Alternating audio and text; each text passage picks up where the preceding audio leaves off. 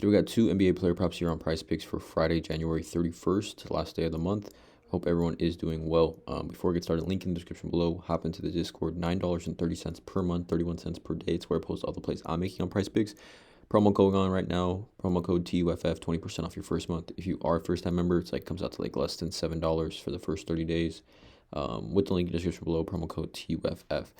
We did hit both on our YouTube plays, I believe, on Tuesday. Victor Wembanyama and Trey Murphy, both fantasy scores, both cleared over. So coming off a 2-0 video from the last one, hopefully continuing that in this one today.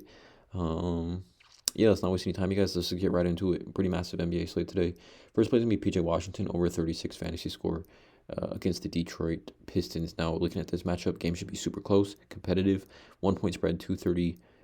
Game total, no Luka, no Maxi Kleber, no Derek Lively, no Powell. So we look at the projected minutes for PJ Washington. He's going to play, in a close game, he's going to play very close to 40 minutes.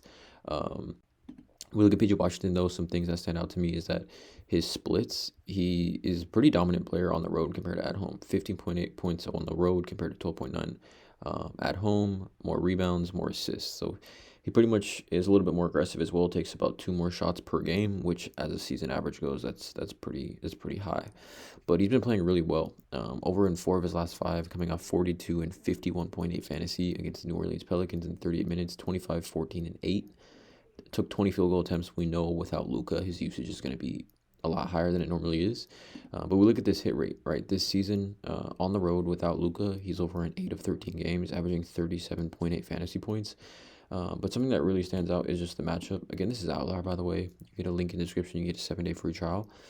But versus power forwards, the Pistons, they allow the second most points, 10th most rebounds, and 7th most assists, right? The second most points at the power forward position, right? But going back to fantasy, I was debating PRA versus fantasy, but if you look at it, it's pretty much the same. Like PJ on the season, over in 14 of 41, PRA at 29.5 plus money, fantasy score here.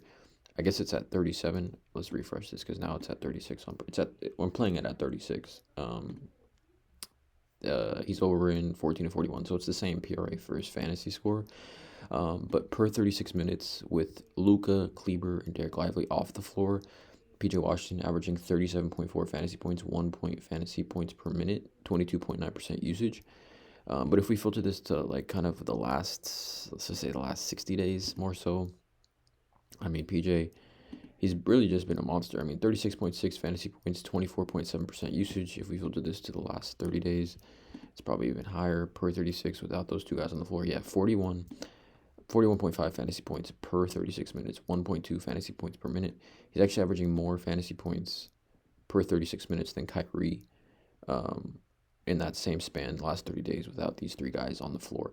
And then we just look at power forwards and forwards specifically versus the Pistons. They've just been going crazy. Pascal, 52.2. Franz Wagner, 46. Paolo, 50, same game. Jalen Johnson, 49. Amen Thompson, 39. Kevin Durant, 64. Pascal, 56. Like, these are all since January 16th. So, I mean, you can see these massive games from these power forwards. 36 for PJ seems a little low. Again, just a player that's going to play a ton of minutes in this game, right? You see the minutes in close games, 38, 40, 41, 36. Like, if a game is competitive, he's going to play a ton of minutes if he stays out of foul trouble. So, yeah, PJ Washington over 36 fantasy is the first play. Second play here I'm looking at is going to be Lonzo Ball. I think it's over 7.5 rebounds plus assists. Again, this hit rate is not the greatest for Lonzo, right? But I mean, if we talk about games since he's been injured, right? In games this year when he plays at least 21 minutes, he's over this line at only 6 of 15. But we look at the floor, he's averaging 7.8.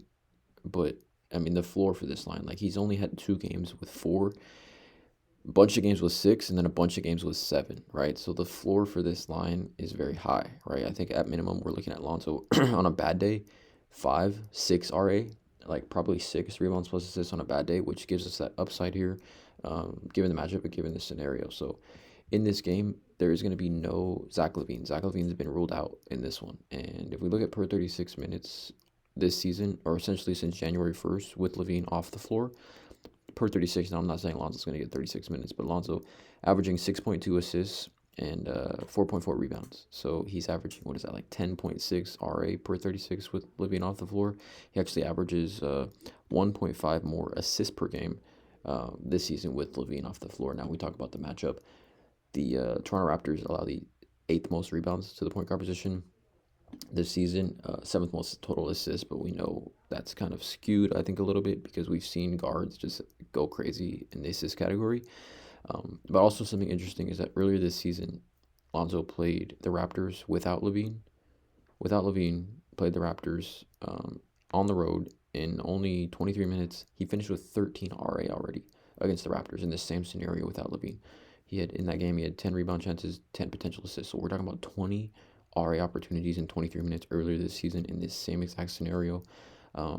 13 RA, I like it. Alonso's upside here to get at least 8 in this one. Like I said, we look at guards even just since in recent, like this is literally since January 13th.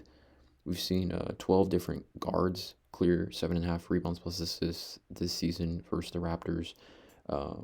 I just love the upside for Lonzo. I think if he plays 24 plus minutes without LaVine, he's going to be starting. I think it's a great spot when you look at on PrizePicks, like his goblin rebounds is over 2.5. Goblin assists is 2.5. So we're talking about 6 RA right there if both these goblins hit. Just giving us that upside for 7.5. So 2 player props for this video. Links in the description below. You guys hop into the Discord, hit that subscribe button, and as always, let's cash.